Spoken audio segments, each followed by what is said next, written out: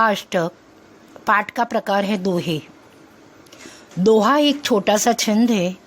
हिंदी के कई पुराने कवियों ने इस छंद में कविताएं लिखी हैं। दोहा अष्टक में 8 दोहे दिए गए हैं। इनमें 3 कबीर के, 2 तुलसीदास जी के और 3 रहीम के दोहे हैं। इन दोहे से हमें तरह तरह की व्यवहारिक शिक्षा मिलती हैं। कबीरदास जी के बारे में, कबीरदास जी 15वीं शताब्दी के कवि हैं। ये बड़े संत थे। इन्होंने हिंदू और मुसलमानों को उनकी गलतियों के लिए फटकारा है और दोनों को हिल मिलकर रहने का उपदेश दिया है।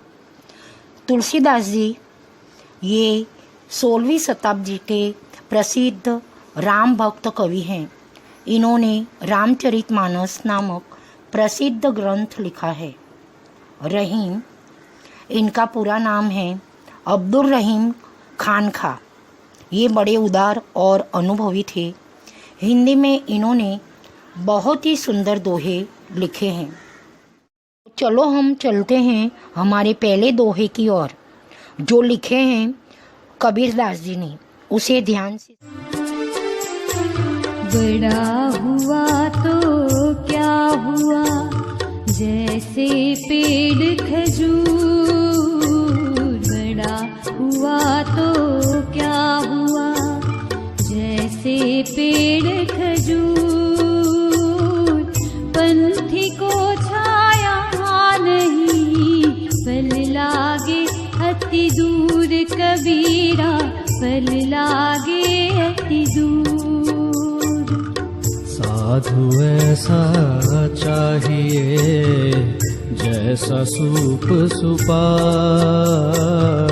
साधु ऐसा चाहिए, जैसा सूप सुभाए। सार सार को गही रहे, थोथा देई उड़ाए। कबीरा, थोथा देई उड़ाए। माखी गुड़ में गड़ी रहे, पंख रहो लिपटाए। माखी गुड़ में गड़ी रहे, पंख रहो लिपटाए।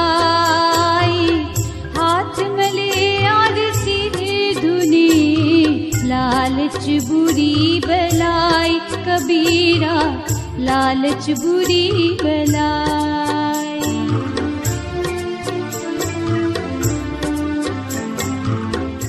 हमारे पहले दोहे में कबीर जी कहना चाहते हैं कि बड़ा होने से ही किसी का महत्व नहीं बढ़ जाता।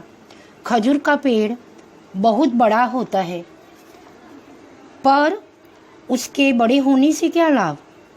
उससे मुसाफिर को छाया नहीं मिलती और फल भी बहुत ऊंचाई पर लगते हैं। वे फल सरलता से प्राप्त नहीं होते। ठीक उसी तरह दूसरे दोहे में कबीर जी कहते हैं कि साधु यानी कि सज्जन पुरुष सूप जैसे स्वभाव वाला होना चाहिए। सूप अच्छे अनाज को अपने अंदर रख लेता है और कचरे को बाहर फेंक देता है। उसी तरह साधु पुरुष को तत्व की बातें ग्रहण कर व्यर्थ की बातें छोड़ देनी चाहिए। कबीरदास ने तीसरे दोहे में कहा है कि मक्खी गुड़ खाने के लिए गुड़ पर बैठती है और उसमें फंस जाती है। उसके पंख गुड़ में चिपक जाते हैं। फिर वह कितना भी पछताती है और हाथ मलती रहती है, उससे छुटकारा नहीं मिलता। सचमुच लालच बहुत बुरी चीज़ है। ये थे हमारे कबीर जी के दोहे। अब हम आगे तुलसीदास जी के दोहे ध्यान से पढ़ेंगे। तुलसी इस संसार में भांति भांति के लोग। तुलसी इस संसार में भांति भांति के लोग। सबसे हिल मिल चालिए, नदी नाव संजोग रे तुलसी, नदी नाव संजोग।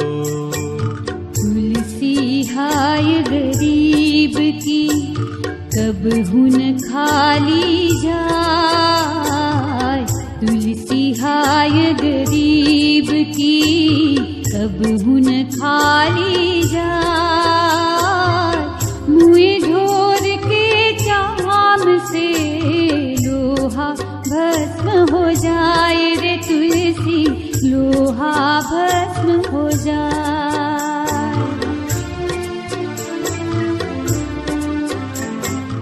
दोहे के माध्यम से तुलसीदास जी हमें कहना चाहते हैं कि इस संसार में तरह तरह के लोग हैं, हमें सबके साथ हिल मिल कर रहना चाहिए, जैसे नदी और नाव का संयोग रहता है। तुलसीदास जी दूसरे दोहे में कहते हैं कि गरीब की हाय कभी निष्फल नहीं होती।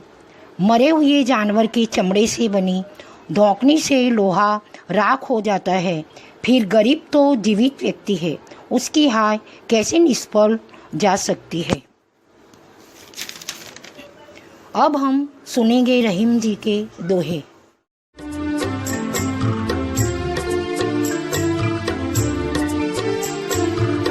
रही मन धागा प्रेम का, मत तोड़ो चटका। रही मन धागा प्रेम का, मत तोड़ो चटका। टूटे से फिर ना जुड़े, जुड़े गांठ पड़ जाए रहीमा, जुड़े गांठ पड़ जाए। सरोवर फल नहीं खात हैं, सरवर पिए ही न पानी। सरोवर फल नहीं खात हैं, सरवर पिए ही न पानी। कही रहीम पर काज हित, संपत्ति संचही सुजानी। रहीमा संपत्ति संचही सुजानी। रही मन देखी बड़ेन को, लघु न दीजिए डारी। रही मन देखी बड़ेन को, लघु न दीजिए डारी।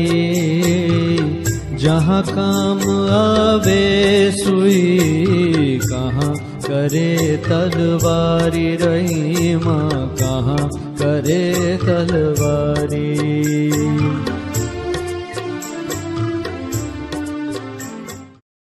रहीम जी कहते हैं कि प्रेम के धागे को खींचकर मत तोड़ डालो, यह एक बार टूट जाने पर फिर जुड़ता नहीं, और जुड़ता भी है तो उसकी गांठ पड़ जाती है।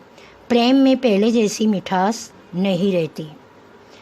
रहीम जी दूसरे दोहे में कहते हैं कि पेड़ अपने फल खुद नहीं खाते, सरोवर अपना पानी खुद नहीं पीते।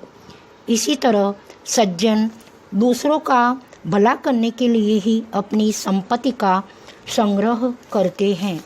रहीम जी तीसरे दोहे में कहते हैं कि लोग बड़े लोगों की ठाट बाट से प्रभावित होकर साधारण लोगों की उपेक्षा करने लगते हैं। रहीम जी कहते हैं कि बड़े लोगों से प्रभावित होकर सामान्य लोगों की उपेक्षा करते हैं और छोटे लोगों से मुंह मोड़ना अच्छा लगता है। युद्ध में तलवार भले काम की हो, पर कपड़े सीने के लिए तो छोटी सुई ही काम आती है। जो काम छोटे कर सकते हैं वह बड़े नहीं कर सकते, इसलिए समाज में छोटों का महत्व है, हमें उनसे मुख नहीं मोड़ना चाहिए। यहाँ हमारा चैप्टर नंबर 8 दोहा अष्टक समाप्त होता है। आशा रखती हूँ कि आपको यह चैप्टर समझ में आया होगा। इसी के साथ हमारा सेमेस्टर 1 यहाँ पर समाप्त होता है। प्रणाम।